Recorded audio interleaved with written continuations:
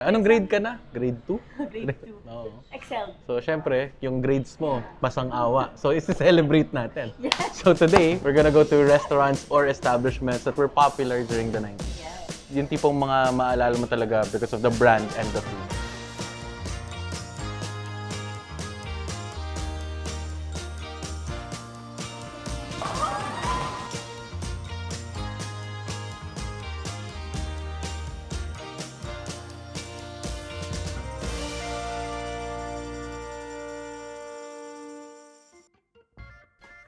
Tropical Hut is considered an institution in the Philippine fast food scene. It started as a humble grocery store counter in the early 1960s and grew into one of the country's first burger chains, even predating Jollibee and McDonald's in the Philippines. By the 90s, many Filipino families had fond memories of its diner-style outlets, known for serving simple but tasty burgers, sandwiches, and fried chicken. Walking into a Tropical Hut today feels like stepping back in time. The menu and atmosphere have barely changed, which I think is exactly why loyal patrons keep coming back. Our first place, obviously, we're in Tropical Hut. I have a lot of memories. I actually tried Tropical Hut, I think later in my life already. Kasi you know how there's so many fast food chains, but Tropical Hut is not as common, at least in our area. They had a supermarket where they actually sell like goods and everything. Right, so Tropical Hut grocery Oh, yes. and burgers. And chicken. And chicken. But for me, I actually celebrated my 7th birthday in Tropical Hut in Quezon City Circle. It was very memorable because, 7th birthday. Was, May mascot? Ako.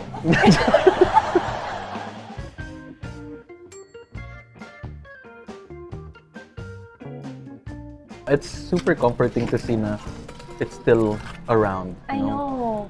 Oh, anak.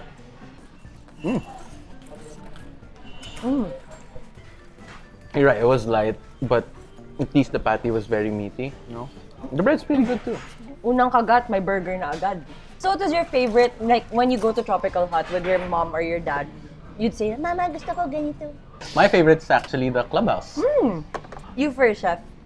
Bakit? Para maalala mo yung mga dating you have to close your eyes and then savor the bite. Perfect. Yeah, still as good as it was before, man. I get it. Diba? Merienda after school. Let's try the fried chicken. I really like their gravy. Me too. Grabe, You know, chef, fun fact, my parents had Tropical Hut when they were newly married. Oh, And they tell me that the taste is still the same. They haven't really changed. I mean, even the clubhouse. It's so crunchy. And the chicken itself is very flavorful for me.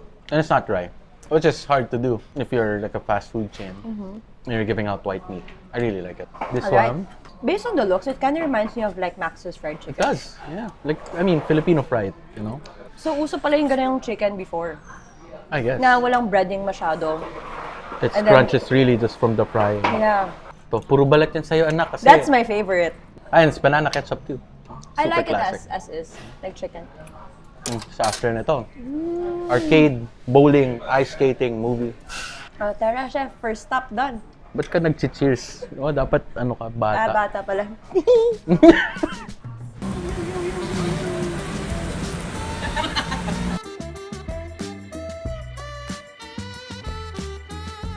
If you were out late in Manila in the 90s, Burger Machine was likely your go-to burger stand.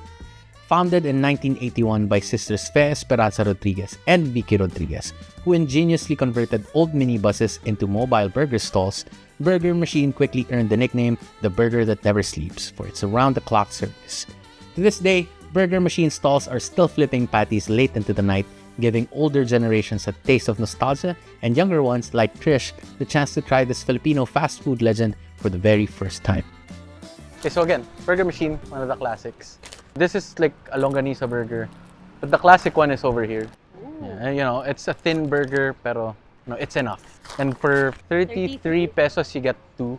Ang bagay na nun. Wala lang, old school, 90s. My parents used to tell me that this was their reward to themselves after school. Or like when they had a good day, parang to treat themselves. So I'm excited. This is my first time. Still as good as ever. I'd go there. For a burger na manipis lang, parang I taste it in every bite. Plus, they have different sauces. I got the black pepper one. Black pepper. They have spicy barbecue and like the ketchup mayo. And their dessert, San Esteban. I remember this one being rectangular and longer. I could down like 100 of these when I was a kid. So nakikita niyo na yung shape ko nung bata ko. Well-rounded, then and now. It's actually really light. And I didn't expect na hindi siya ganun katamis. It has a strong vanilla flavor. And the butter's there. Even the meringue itself is really light. And spongy. Oh, ito yung reward mo kasi yung score mo sa quiz kahapon, 2 out of 8. Not bad. At least may 1/4 25%. kesa 0. Sarap. Bowling muna tayo. Ooh! Tara, chef. Pagalingan tayo sa bowling. Magoo's Pizza is a blast from the past that many 90s kids, yes, me included, remember for its unmistakable square-cut pizzas and bowling alleys we grew up playing at with childhood friends. The first Philippine Magoo's opened in 1977 as a tiny snack counter inside a popular Makati bowling alley.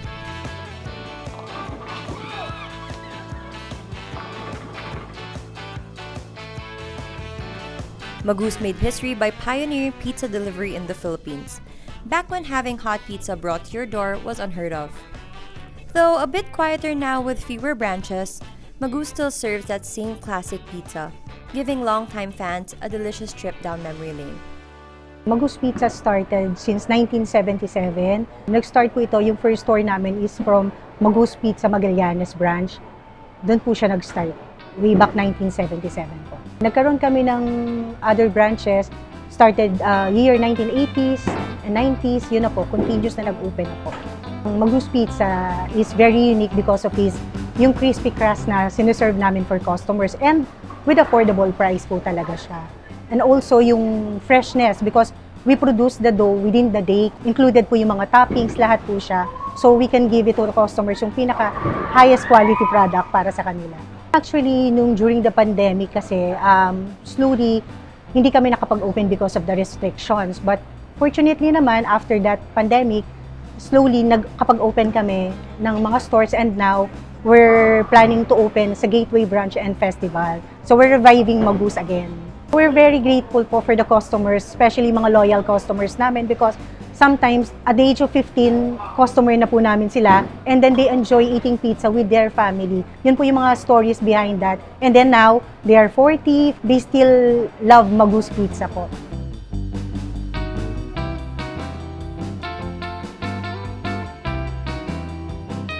Sa akin, memorable din tong Magoo's. During the 90s, they were so popular. Like, nandun siya sa levels ng common pizza chains that we know and love. And fun fact, Magoo's is actually like a Hawaiian franchise. really? Yeah. And they came to the Philippines late 70s. Okay. And they opened somewhere in Magallanes. We got the famous combination. So it has pepperoni, olives, bell peppers, mushroom, sausage. And I love that it's on a square because most pizzas are like circular. Yeah, my parents told me that Magoo's is very famous for its shape. Were they like the first ones to do it? I guess, and their crust also is very different. It feeds more, I guess. Oh, that makes sense. Plus, maximize the space. Chair. You know, nowadays the crust that you get is all sourdough, Neapolitan. But then once you get a taste of a pizza like this, you kind of remember all the fun times. Yeah. But it's like this. Their crust is actually more of like a biscuit, like a Yeah, skyflake. right? And most Then it's pizzas bread. here in the Philippines used to be like this. And they really made sure you get a bite of everything. No, but it's always nice when you're with friends and then you play bowling or any sport and then you have like pika-pika that you can easily grab and bite. I mean, most birthdays, you'd be like, hey, and just invite your classmates or your friends. You guys can go to the arcade, you guys can go bowling. Tama. Until Get today, some ganun pizza. pa din. Until today? We also got their pasta, so okay, let's try. It tastes like Filipino style carbonara. The ones that you remember from caterings or like birthday parties. So chef, is this like merienda lang or is it? Yeah, it's more of a snack. Okay, so if you Like have this for merienda, what do you usually have for like family meals? After Sunday activities, we'd usually go to Aristocrat. I love the place. It's like Filipino food, but then my favorite there, chicken barbecue. Can't wait for you to try it. Aristocrat isn't just a restaurant. It's a legend in Manila dining that has been going strong for nearly a century. It became famous for its Filipino comfort food, especially the signature chicken barbecue with Java rice, peanut-based Java sauce, and achara on the side.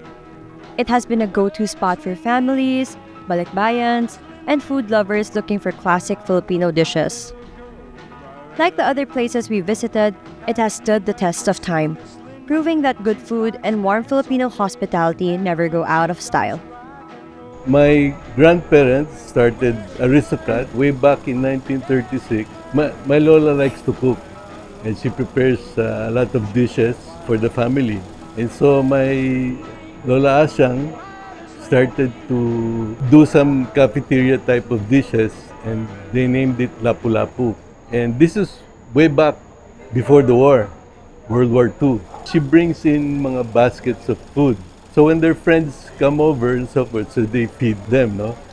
Lumpiang Shanghai recently, we were awarded by Taste Atlas as one of the legendary restaurants of the world, number 108. To be awarded such, you have to have at least 50 years in existence. So that's one of our legacy. Right, so last few places na pinuntahan natin, they're all snacks. Yeah. Nag-burger tayo, nag-pizza tayo. This time, it's like a full-on restaurant. I can see that. Oo nga. Full spread. Or snack lang ba? Baka snack lang dito. Sabi po sa amin a while ago to try the tokwat baboy and the palabok together. Gets ko naman. So dapat yung one bite natin, the first bite has to have this and this combined. Look at that, it's so saucy, I love it. Oh, It's so good. I get it. the baboy was so tender. I don't know, something about tenga that I really like. In texture, you know? I think it's a crunch from the, is that the bone? Or The tissue? cartilage. Oh, the cartilage. So good. We have the star of the show, what Aristocrat is really known for. So for me, isa sa mga tinitingnan ko talaga for places that specializes with chicken, fried chicken, grilled chicken, is how well they cook their white meat. Not dry at all. Really juicy. Grabe, thank you, Lord. Ang sarap. You know, it's always cool to find places that have survived throughout the years and see that it was good then and it's still good now. All right, this one is their best seller, Chef. Oh, wow, look, it's checkered. The merengue just melts in your The mouth. effort too is design. Every day is always a celebration basta sa Aristocrat. Feeling ko mauubos ko to. Hindi ako OA, pero masarap talaga. We can go on and on talking about how much we love all of this. But we still have one more restaurant to go to, Chef.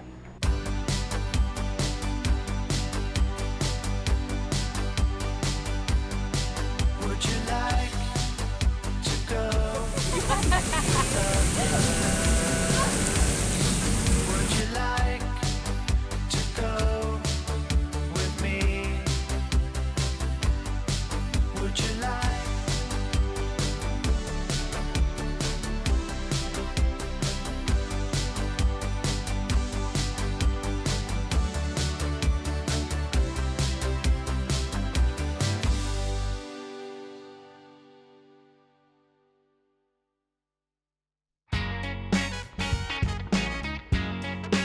Our final stop brings the flavors of Visayas to the capital.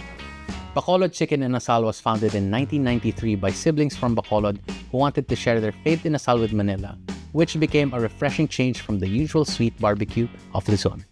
The warm welcome opened the doors to eventually offering other heirloom Visayan dishes like KBL. For those who grew up with it, it's a comforting classic. And for first-timers like Trish, it's a chance to taste the chicken Inasal that helped define an era. We started with a small branch in Mandaluyong. My dad actually was the one who found a small space, takeout counter of 8 stools.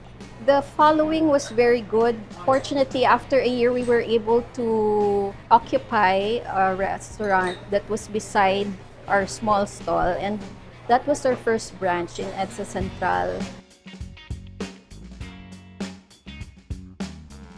And this is my first time to try these dishes from Iloilo. I've been there before, but I've never tried KBL and ginataang langka. So can you tell me, Chef, is KBL supposed to be an appetizer? Is it a soup? I think it, you know, tayo pag sinabing stew, it's also a soup. Alright. But this can be eaten as ulam too. This is the batuan. You don't actually eat it. Okay. But if you want, yeah, you can crush it and make it more sour if you want. And the beans that you see, that's the kajos. So the K is kajos, B is Batuan. Batuan, and L is langka. So, yung hilaw na langka. Tapos yung kajos, or in English, it's pigeon's eye. I think you should taste the soup. Definitely. To make you feel alive.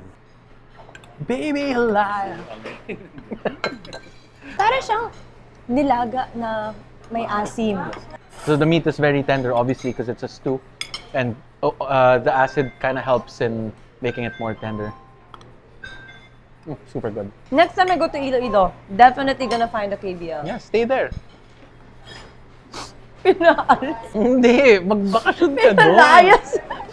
Yung langka, especially unripe langka, it's a good meat substitute because with the proper ingredients, proper cooking method, you can actually be able to achieve the texture of meat. All right, let's try. It's nice that Bacolod Chicken Inasal introduces that to the market here. For like someone like me, a Gen Z who's not as familiar, I get to try like KBL and ginataang langka. And for people who aren't into veggies, this would be a good introductory dish. I mean, we're in Bacolod Chicken Inasal. We have And to have I mean, we have to have this, right? One of the ways that they support the locals there is The sticks? the sticks. Diba? Parang it's super unassuming.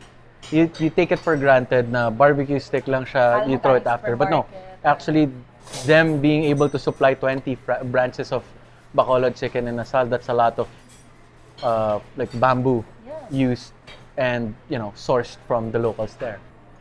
Inasal, obviously, always good to eat with a combination of toyo, And suka. sile, calamansi, and cinnamon. It's very good. It's so juicy. Yung naging flow natin today is pretty cool. We started off with snacks, right? We started off with burgers and like clubhouse sandwich, chicken, and then we went to Magoo's for pizza. Oh yeah, we did, and the carbonara. To Aristocrat, like a full meal, and then here, it's cool to see that they still taste the same. Quality is still there, still super good, and again, the memories attached to it. I feel like all the stops, I feel a sense of nostalgia from the interiors and the memories that it holds. So I feel like every person who's watching it can somehow relate. Thank you for taking me on your Now, nostalgic food trip. Tell your friends. Tell your friends. Tell your family. Thank you guys for watching. I hope you guys enjoyed the video. If we missed a few places, feel free to comment down below. And then we might do a part 2. 99 more to go. Namit gid!